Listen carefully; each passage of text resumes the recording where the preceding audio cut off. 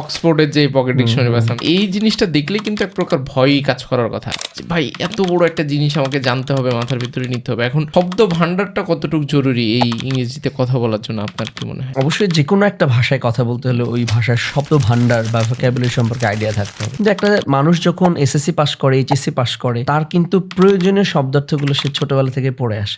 কথা বলার জন্য হয়তো 2500 থেকে 3000 শব্দ হলে মোটামুটি কথা বলে চলে আসা যায়, ডেইলি কনভারসেশন গুলো, কমিউনিকেশন গুলো করা যায়। অ্যাডভান্স লেভেলে করতে গেলে আরো বেশি অ্যাডভান্স লেভেলের ওয়ার্ড জানতে হবে, সেটা ভিন্ন কথা। কিন্তু আমি যেটা ইন্সপায়ার করি আমার স্টুডেন্টদেরকে, যে আপনি ইংলিশে কথা বলার জন্য যা যা দরকার সব কিন্তু ছোটবেলা থেকে শিখেছেন। এখন যেটা করতে হবে, পুরোনো শব্দার্থগুলো আবার একটু রিভাইজ করতে হবে, পুরোনো যেই আমরা রুলস রেগুলেশন গুলো পড়েছি জাস্ট একটু কানেক্ট করে দিতে হবে। আমাদের প্রত্যেকটা জায়গায় দেখবেন অনেকগুলো ডট, আমি ডট গুলোকে কানেক্ট করি শুধু। আমাদের ডিজাইনে, ব্র্যান্ডিং এ দেখবেন ডট আছে। সো বেসিক্যালি আমি 3 মাসের মধ্যে একটা স্টুডেন্টকে ইংলিশে জাহাজ বানাতে পারবো না, এবং কখনোই একটা ভাষা 3 মাসের মধ্যে শেখানো সম্ভব না।